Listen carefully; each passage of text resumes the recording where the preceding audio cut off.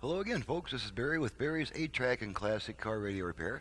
And today's test is going to be just a really short and sweet demonstration of a basically a straight repair internal restoration job. Nothing's been added to it except for a couple of USB ports for charging only at the request of a customer, and an external line input that unfortunately I can't test just at the moment because this is a kind of an unusual unit in that the ground for the audio signal is not the same as chassis ground, which is also the ground used for the power signal.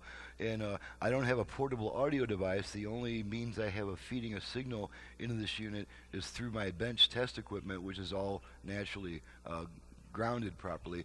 And this is just a really strange unit, but at any rate, there's a switch on the front of this unit that in order to use the aux input, you just insert any tape to power up the unit, and then you flip the switch up towards the aux jack to disable the motor so that only the amplifiers are working. There's no need to run that motor constantly while you're listening to the line input. So that's how you use that.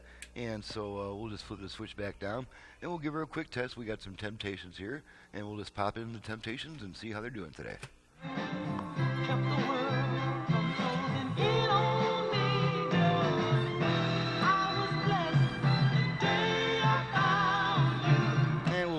Output level meters and check our balance control and that cool stuff. Got balance all the way to the left, all the way to the right.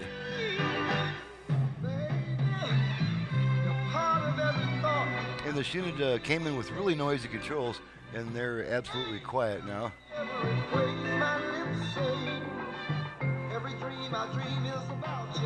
No noise there, no static anymore. Okay, now I'm going to switch tracks a few times here.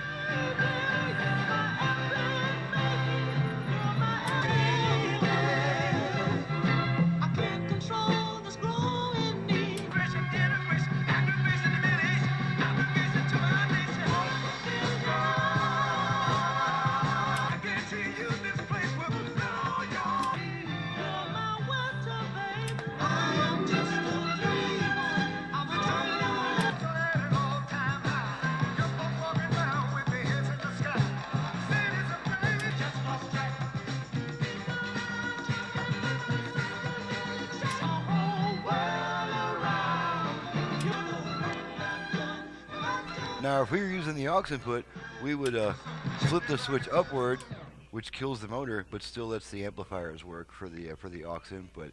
And one precaution is you can only use a portable device on this particular unit because the ground on the aux jack cannot be grounded to the car chassis, and that's what would happen if you were feeding something that also used the car voltage.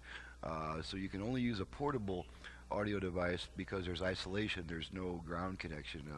Or it does have a ground connection, but it's isolated from the chassis ground. So the eject and lets the tape go, and that was a pretty short and sweet test. That's kind of a nice change.